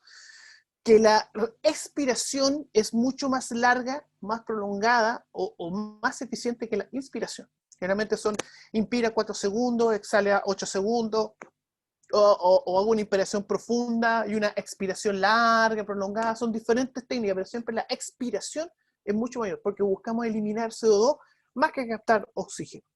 Lo segundo es que la respiración tiene que ser diafragmática, tiene que ser la base del pulmón, tiene que ser abdominal, y lo hace, y uno incluso se entrena, ¿cierto?, poniendo la mano en el estómago y sintiendo cómo se eleva y se baja, que es otra forma de poner atención. Y por último, ¿cierto?, la respiración como una tarea compleja, como el primer paso metido, es súper vital, porque nos genera una serie de cambios fisiológicos a muy poco plazo que nos motiva a seguir en esta tarea, ¿ya? Al observar estos pequeños cambios, nosotros entonces sentimos mayor placer. No les voy a describir lo que significa el cambio de pH y el estado redox a nivel de circulatorio, de que ustedes simplemente respiren mejor en todo lo que significa procesos cognitivos. Descúbranlo. Y esa es la invitación que yo creo que final que quiero hacer, Fernando, que la tarea de meditar, la tarea de respirar, esta tarea, tiene una cosa muy especial. Descúbranse ustedes mismos. Descúbranse. Necesito meditar a las 5 de la madrugada, necesito meditar a las 6, necesito respirar mejor en la mañana, me siento mejor al mediodía, tengo que hacerlo 3 veces al día, 4. Son procesos únicos y personales, pero nacen de ese autoconocimiento. Y ese autoconocimiento nace de observarse. Y ser tan tonto como observar cuál es mi frecuencia cardíaca cuando no hago meditación y cuando hago meditación. ¿Cuál es mi frecuencia cardíaca cuando hago 2 veces al día meditación, cuando hago 30 segundos de meditación, cuando hago 1 minuto de meditación? Y van a notar esos pequeños cambios en beneficio, porque son realmente actividades fisiológicas de fácil acceso y que da bastantes beneficios. No sé si ahí resumí un poco la fisiología de la respiración. Créanme que dejamos hartos temas afuera. Fernando, hemos tenido cursos sobre solamente respiración y sabe lo largo que es, extenso que es el tema. Gracias, Jorge. Oye, mira, varias cosas, pero primero no quiero dejar fuera una pregunta que vuelve un poco atrás ya, pero después retomamos acá. Francisco Morales dice, frente a un diagnóstico de salud mental, ¿existe un momento adecuado para iniciar la práctica meditativa? Jorge primero, a ver si saben que después. O sea, la práctica meditativa debería empezarla apenas tú quieras, o sea, ojalá antes de un diagnóstico de salud mental, o sea, siempre, o sea, de más, vamos a ser cautos, es como la enseñanza de filosofía. En Suecia, en Finlandia, se enseña filosofía a niños de 6 años. Nosotros deberíamos enseñar ya a los niños, los fonoaudiólogos quizás los que estudian fonoaudiología van a ser mucho más, claro conmigo, nosotros deberíamos enseñarle a respirar a un niño desde el kinder. O sea, y enseñando señales en el sentido de que pongan atención a cómo está respirando. Así que no hay un momento malo o un momento bueno para empezar a respirar o a hacer esta tarea meditativa, sino que todo lo contrario. Antes empecemos mucho mejor. ¿Sangué? ¿Tiene algo que decir en la respuesta, Francisco? Si todo lo que acaba de decir Jorge es falso. No, le devuelvo la mano, no estoy diciendo eso. A ver, Francisco, primero habría que establecer qué tipo o qué nivel de situación mental estamos hablando, ¿cierto? No sé, perdón, ¿cuál es la palabra que utilizó Francisco para ser preciso? Un diagnóstico de salud mental. Ok. Bueno, habría que primero precisar a qué tipo de diagnóstico nos referimos. ¿Por qué? Porque la palabra tibetana para meditación es GOM. GOM, en el fondo, quiere decir habituar, situar, establecer. Habituar la mente. ¿Qué significa habituar la mente? Significa que tienes que establecerla en una forma X, ¿cierto? Una forma que sea beneficiosa desde todo punto de vista. Pero para poder situar la mente en un estado X o habituarla, tienes que partir necesariamente por ser capaz de reconocer cuál es mi estado actual. Y ese reconocimiento de mi estado actual requiere que tú ejerzas un trabajo de discernimiento, de análisis, de autoobservación, de autocontemplación. Si tus facultades mentales te inhiben esa posibilidad de poder generar esa autoobservación y por ende tus facultades mentales no propician el ejercicio de autocontemplación que te permita reconocer tus estados naturales o tus estados, perdón, presentes, entonces mal podrías conducir a la mente a través de la meditación a una rehabituación, ¿cierto? A un nuevo establecimiento en un estado diferente mental. Por eso yo decía que primero que todo habría que definir cuál diagnóstico, porque seguramente, y me parece que Francisco, gran y querido amigo, si es que es el mismo de Los Ángeles, él como psicólogo seguramente sabe, yo desconozco, pero habrán tipos de diagnóstico en que simplemente la persona ya no está, no sé si es correcta la forma de decir y pido disculpas si me equivoco, pero soy muy ignorante en realidad. No sé si habrán tipos de diagnósticos mentales en los cuales la persona no esté en sus facultades de poder ejercer ningún tipo de análisis o discernimiento. Por lo tanto, en ese sentido, si simplemente voy a llevar esta pseudo meditación, y digo pseudo meditación porque en el fondo si esa persona no está en sus facultades mentales adecuadas, propicias, óptimas, entonces lo más que podría aspirar es a enseñarle ciertos tipos de respiración tendientes a relajar a la persona. Pero relajar, en el fondo, no es sinónimo de meditar, porque meditar, al ser el ejercicio que nos invita a rehabituar nuestra mente o a establecerla en una forma cada vez más profunda, natural, y requiere todo ese ejercicio que estamos hablando de discernimiento, análisis, entonces finalmente no estaríamos meditando, sino simplemente propiciando un estado de tranquilidad que se podría eventualmente obtener a través de la respiración. Luego entonces, si el diagnóstico no fuera tan severo y el diagnóstico no incluyera algún tipo de alteración cognitiva severa, entonces podríamos decir, ok, la persona está en una depresión, qué sé yo, o alguna situación, pero se da cuenta, es capaz de hacer análisis, discernimientos, etcétera. Entonces surge la pregunta, ¿cuándo es el momento adecuado? Y Jorge dio en el clavo con lo que empezó a responder. Todo momento es ahora. ¿Cuándo empiezo? Ahora. Ahora, ¿qué requieres? La motivación correcta. ¿Y qué es la motivación correcta? ¿Para qué quiero hacer esto? ¿Cuál es el objetivo del ejercicio que voy a realizar? Si la persona entiende entonces que quiere sanarse y que puede sanarse, porque su depresión es un estado que emana de su mente, y si la mente lo ha creado, entonces la propia mente lo puede eliminar. Pero requiere perseverancia, requiere constancia, requiere disciplina, y para eso se requiere una motivación, que es preguntarse precisamente, ¿para qué quiero hacer esto? Y teniendo claro para qué lo quiero hacer, porque quiero estar mejor, porque quiero tener una mejor calidad de vida, etcétera, entonces surge la disciplina y todo lo demás. ¿Y cuándo se puede comenzar con aquello? En cualquier momento. No vas a comenzar en cualquier momento si es que no tienes la motivación Si es que no tienes la claridad de lo que quieres y si en el fondo no generas esa disciplina, simplemente vas a pretender querer hacer algo, pero eso no va a tener ningún efecto posteriormente. Gracias, Sangue. Bueno, yo creo que está súper, bueno, voy a hacer un juicio de valor, yo creo que está súper buena la respuesta a los dos, porque creo, y voy a meter un poco la cucharada, que la meditación, si tú te recuerdas, aquí hay un libro de un maestro de budismo que se llama Potul Rinpoche, que él dice que practicar Dharma, y que claramente incluye la meditación, no está contraindicado para cuando hay problemas mentales, ¿ya? Digamos, como se necesita una mente estable de algún nivel de estabilidad para comenzar a practicar tanto, o sea, el Dharma budista. Pero sí, lo que dice, y ahí me apalanco también de lo que dijo Jorge, es que esa meditación básica, que simplemente es centrarse en la respiración y que trae todos estos beneficios que Jorge dijo, se puede practicar siempre, siempre. Ese nivel de meditación, ¿ya? Ese nivel básico, que puede ser meditaciones guiadas, incluso que es un nivel muy básico, pero que es muy efectivo. Jorge, y yo hago mucha meditación guiada, no sé de dónde sacaste eso que no me gusta. De hecho, yo te tengo con varios colegas donde yo trabajo, hago meditaciones guiadas prácticamente todos los días. Y eso es bien raro que en una empresa me permitan hacer eso. Y les puedo compartir que ha sido muy, muy lindo. Hay muchas personas que ya están muy enganchadas de la meditación.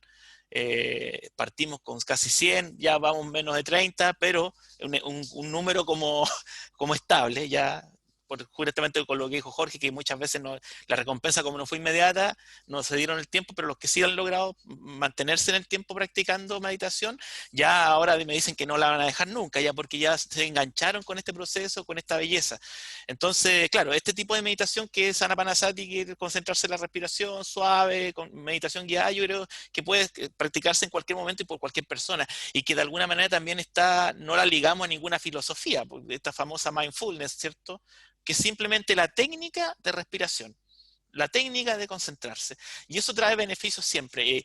Bueno, y también quiero tomar lo que dijo Jorge, que tampoco podemos hablar tan genéricamente, porque digamos, como enfermedades como la depresión endógena, que no tiene que ver con, digamos, muchas veces, yo sé que por situaciones muy, muy personales, lo he visto, que a veces estas son detonadas por situaciones, pero finalmente son, como dijo Jorge, tienen que ver con procesos químicos. Entonces, ya ahí escapa un poco a tu propia voluntad, porque hay cosas que están pasando dentro de tu cuerpo. Entonces, claro, la pregunta es súper buena y creo que ustedes dos la respondieron muy bien. Oye, yo creo que estamos llegando como al final, estamos 1 hora y media hablando, ya no queremos cansar a las personas, he visto varios amigos también y personas que no conozco, a todos los abrazo, a todos les doy la bienvenida y quizás lo vamos a tener que hacer una versión 2.0, Jorge y Sangué, porque se me quedaron varios temas en el tintero, que preguntarle a Jorge y preguntarle a Sangué, pero no quiero extenderlo tanto y quiero darle la posibilidad a alguien si quiere abrir micrófono y hacer alguna consulta o un aporte en este momento que lo haga, no hay problema. Estamos entre amigos, no se preocupen. Si lo requieren, si no, vamos a cerrarnos. 1 hora y media creo, o no sé si, No, ¿qué les parece? no la quiero. A ver, ¿quién? Aquí hay dos personas. Gabriela,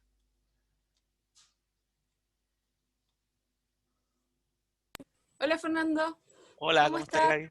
Bien, ¿y tú? Bien, súper, súper, súper. Oye, tengo una amiga acá, a la que obligué, y está bajo presión y está feliz, le encantó, así que tiene una pregunta para Odi.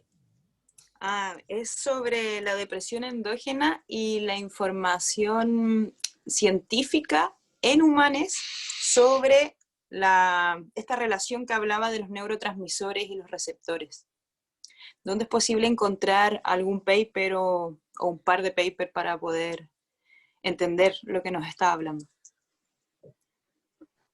Ya, hoy es compleja porque como le contaba, la depresión se divide en dos grandes grupos, exógena y endógena, y dentro de endógena hay bastantes subdivisiones dependiendo del área específica que hay. Yo conozco, porque trabajé en el tema, relacionado con las endomorfinas, con receptores tipo CBD, pero podría buscarte y mandarte un poco. No es un tema fácil, ¿por qué? No es fácil trabajar con humanos, no es fácil cablear humanos, y cablear, por favor, no lo digo en forma peyorativa, sino que físicamente meterse en ese cerebro y poder medir los niveles de neurotransmisor. Y a veces los cambios de neurotransmisor son súper particulares. Lo que más sabemos es en ratón. Desgraciadamente, es el modelo que nosotros tenemos que usar para poder hacer cosas. Puedo buscárselo y te lo voy a hacer llegar a ti, Fernando.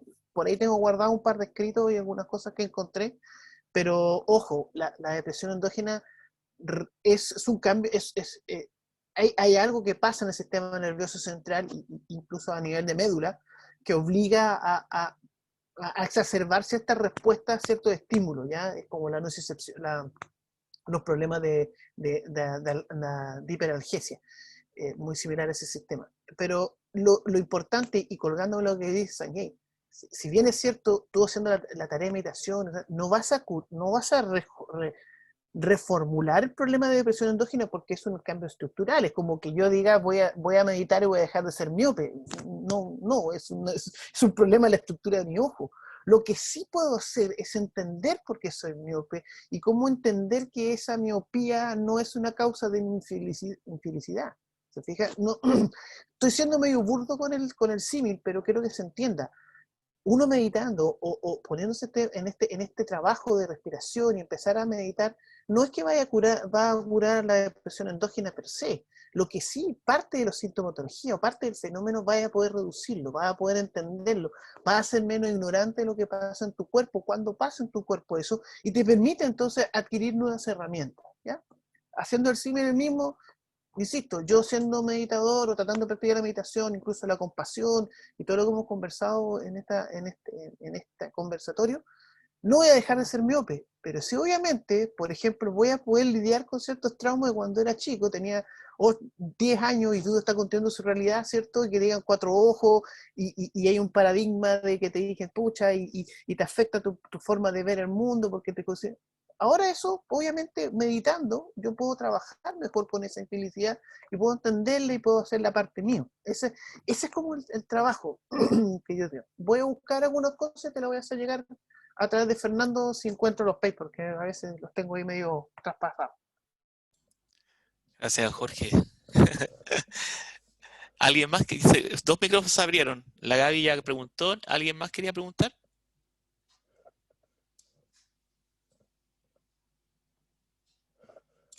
Nos quedaron varios temas en el tintero, Jorge y Sangué, ¿ya? Así que yo creo que vamos a tener que hacer un 2.0, no sé, ahí lo vamos a anunciar. ¿Cómo avanzamos? ¿Ya? Porque claramente esto da para muy largo y quizás la próxima sesión igual podríamos meter un poquito de práctica meditativa, ¿ya? A ver, para llevarlo al terreno, a ver cómo está, a chequear nuestra mente. Aquí como dijo Dorje, dijo, esto fue como el freestyle. Freestyle Battle, dice, batalla del rap, abordaje cognitivo-conductual de la ciencia materialista versus la filosofía espiritual oriental. La comparación que se mandó Dorje. Bien, sí. Oye, ¿estáis muteado, Jorge? ¿No? ¿Estáis bien? Yo no estoy escuchando. No, sí, estoy bien. Ya. Bien, pues entonces, si no existen más preguntas, les agradezco Fernando, entonces. Dígame. si me permites decir brevemente dos cositas para terminar de mi parte. Primero agradecerte porque la verdad es que he disfrutado mucho este momento, compartir contigo, el compartir con Jorge, que hace rato no lo veía, y el compartir con todos en definitiva, esperando que si algo de todo lo que se ha hablado les hace sentido y lo aplican en su vida y les ayuda, entonces eso me parece genial, y dentro de todo lo otro que pudieron haber escuchado y no le hizo sentido o no lo entendieron, simplemente deséchenlo, no tiene ninguna importancia. Pero agradecerte este espacio, Fernando, sinceramente, insisto, lo he pasado muy bien y eso siempre se agradece. Y lo que quería más bien apuntar también es que me da un poquito de, no sé si decir temor, temor puede ser, sí, porque tal vez abarcamos el tema de la meditación y claro, cuando conversamos contigo o con Jorge o con otros amigos, nos vamos, como se dice vulgarmente, en nuestra volada y empezamos a utilizar conceptos, pensamientos o estructuras de ideas en el fondo que entre nosotros nos entendemos. Pero tal vez, y digo solo tal vez, dentro de las personas que estuvieron en presencia de este conversatorio, Tal vez llegó alguien que, que quizás desconoce algo, algunos o muchos de los aspectos que se mencionó en términos de terminología o etcétera. Y más bien venía a conocer qué era la meditación desde lo muy básico. Y siento que de alguna manera fue interesante el tema, pero eventualmente pudimos haberlo abordado de una manera un poco profunda. Se establecieron cosas que tienen que ver con la mente que son muy profundas. Y si en ese sentido personas que vinieron simplemente a saber qué era la meditación, pero se encontraron con esta batería de información que fue muy loca, tal vez, pedirles disculpas porque quizá podríamos haber generado espacios donde habláramos desde una mayor simpleza, desde, como me decía alguien por ahí tiempo atrás, no hables con la terminología que estás acostumbrado a hablar con tu gente, con los años de experiencia que tienes. Habla como si le estuvieras hablando a personas de primero básico. No digo que ustedes sean de primero básico, simplemente tratar de usar una forma de expresar que sea más digerible, más entendible. Por lo tanto, si hicimos complejo el tema que eventualmente pudo haber sido más simple y sencillo, entendiendo esa meditación desde lo muy básico, y sin darnos cuenta tal vez lo trasladamos, o quizás esa fue tu motivación, Fernando, no lo sé, lo trasladamos a aspectos mentales que son muy profundos, quizás nos quedamos cojitos en esa otra parte, en lo simple, en lo básico. Si fue así, de mi parte al menos yo pido disculpas. Gracias, Fernando. Bueno, aquí los comentarios te están contradiciendo, Sangue, porque hay dos personas en el chat y en Facebook que nos están diciendo que fue todo muy claro, que los ejemplos que usamos fueron bien didácticos y que por lo menos se entendió. O sea, yo creo que igual hay cosas que para todos nosotros, Jorge habló varias cosas que yo no entiendo y que cuando corten todo lo voy a retar. No, no. No, pero por ejemplo habló del sistema, ¿cómo era? ¿Vegetativo? Autónomo vegetativo. Yo no, ¿qué es eso, Jorge? Por ejemplo, ¿qué es eso? Lo que pasa, Fernando, es que tú no estuviste en el curso de neurociencia que hicimos. No, Ah, me lo perdí. te lo Hoy día me estáis tirando la perdiste. oreja. No, no, tiene varios nombres. Los biólogos tenemos la mala costumbre de poner nombre a un objeto y después cambiárselo con el tiempo. Pero el sistema vegetativo, el sistema autónomo, el sistema automático, el sistema parasimpático, simpático, son lo mismo. Son todos nuestros sistemas automáticos del sistema nervioso. ¿Ya? El sistema nervioso central tiene una serie de unidades que son automáticas, que simplemente no le ponemos atención. Como precisamente el parpadear, generar orina, división celular, control de la presión, la postura. Eso es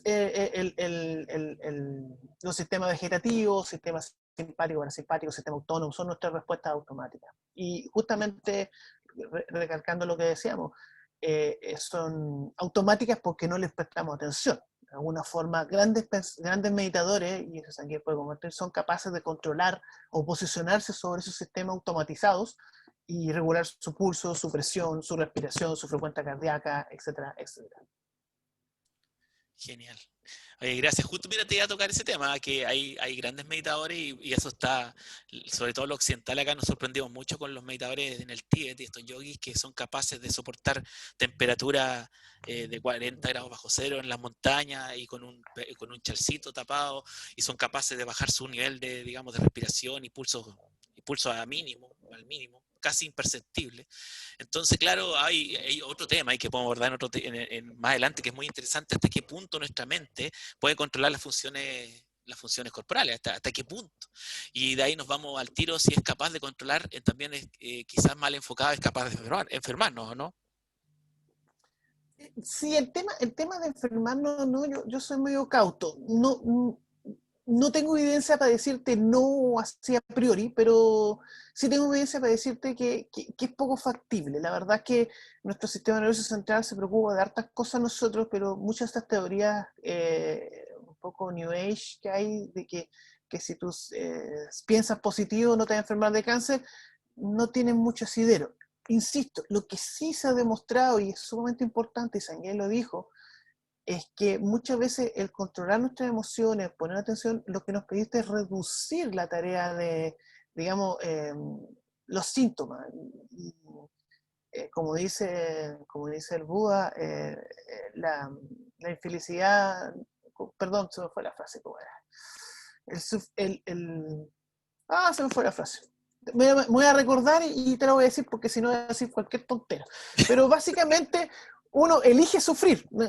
El sufrimiento no es inevitable, Jorge, nosotros estamos a sufrir, pero Jorge, elegimos sufrir. Perdón, sí. el dolor es inevitable, el sufrimiento es opcional. Exactamente. Gracias. Eh, Gracias. Esa era la frase. ¿Ya? Tú no Entonces, sabes nada de filosofía. sí, es que de repente se me va la cachara, para que es una cosa propia. Así que sí, yo soy bien cauto en esa idea. Y alguna vez lo discutimos con Sanguín, que hay que tener ojo, que es muy fácil decir, es que yo lo he experimentado, yo he visto que me hago sentir bien. Eso es súper válido.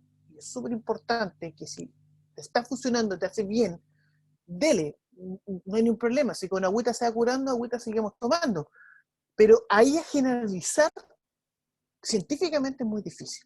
¿Ya? Y la ciencia tiene un método que es riguroso, que es lento, que es pausado porque tiene ese demostrativo, y eso, claro, tiene un correlato, que es muy fácil decir, a mí me funciona, pero eso no quiere decir que sea una cosa que está ubicua en todas las funciones. Y eso hay que ser bien ahí cauteloso. Lo hemos conversado con otros fenómenos sanguíneos cuando me he preguntado ciertas cosas. Oye, pero si hay cierta imagen, ayuda a tal cosa. Ya, pero ¿cómo lo demuestro? ¿Cómo lo estudio? ¿Cómo lo hago reproducible? La ciencia tiene esa lentitud, pero es un precio que hay que pagar para que después sea más descriptiva de esta realidad. Gracias, Jorge. Gracias, Sangué. Ya nos vamos. Con eso cerramos. No sé si qué palabras finales. Yo, Sangué las dijo. No sé, Jorge, ¿quieres despedirte? Sí, por supuesto. Primero, encantado. Tú sabes que tienes toda mi exposición. Estoy muy entusiasmado que el segundo semestre, dependiendo un poco, bueno, ya empezó el segundo semestre, pero un poco dependiendo de algunas de mis actividades personales, quiero repetir el curso que hicimos de neurociencia, digamos, de función sináptica, un poco más amplio quizás fisiología, así que seguramente nos vamos a poner de acuerdo para repetirlo. Y también está lo que hablamos de biología celular, que también me parece súper importante que lo haga un curso, digamos, de divulgación para la gente, para que entienda cómo funciona la célula. Esta oportunidad es súper interesante para mí, poner a disposición lo que he aprendido gracias a ustedes, lo vuelvo a decir, gracias a la comunidad permite que yo estudie, la comunidad permitió que yo me formara, que me doctorara, que hiciera todas mis pasantías, y es una forma de volver la mano a la comunidad, a lo que son ustedes. Así que yo estoy al servicio de ustedes como un empleado público, como una persona que se formó gracias al Estado. Así que eso quiero reconocerlo. Y Fernando, nada, que se repita, tengo toda la voluntad, que hay muchas más preguntas, algunas seguramente no voy a poder jamás responder porque la neurociencia es súper amplia, yo solamente sé un pedacito muy chiquitito del tema, pero me encanta por lo menos, y siempre lo digo, que se vayan con más dudas que respuestas, porque por último eso da el hambre de que realmente no tengo idea de lo que está pasando y tengo que seguir estudiando, tengo que seguir aprendiendo lo que está pasando, y eso es lo más importante de estos conversatorios. Gracias, Jorge. Un abrazo. Gracias por tu voluntad. Yo sé, o sea, con Sangué te conocemos y te consideramos un amigo cercano y te No queremos hables mucho. por Así mí, por que favor. No hables por mí, por favor. no seas pesado. Si yo sé que igual lo querís. A A veces es medio pesar, insufrible, pero igual es amoroso. No, querido amigo, un abrazo, una bromita nomás, pero nada, pues sí, le informamos a las personas que quieran, digamos, del segundo digamos, conversatorio que podemos hacer. Nos quedó, como digo, hartos temas en el tintero, como esto que te voy a dar la tarea, Jorge, porque conversemos igual de la epigenética, que es bien interesante qué es lo que pasa con nosotros en nuestra descendencia, ¿ya? Cómo se van manifestando estos rasgos a través de las generaciones. Bien interesante también eso. Ya, pues nada más, yo igual me despido, agradeciendo a todos que estén acá, un abrazo a todos, que tengan el resto de domingo que queda, que lo tengan tranquilo, que disfruten en familia, que se cuiden mucho, y nada, pues atentos ahí a las redes y a los comunicados para que nos volvamos a juntar. Muchas gracias a todos. gracias. Namaste, Nos namaskar, vemos. shidelek, en todos los idiomas. Yule, Yule. Gracias. Yule, yule. Chao. Chao, chao.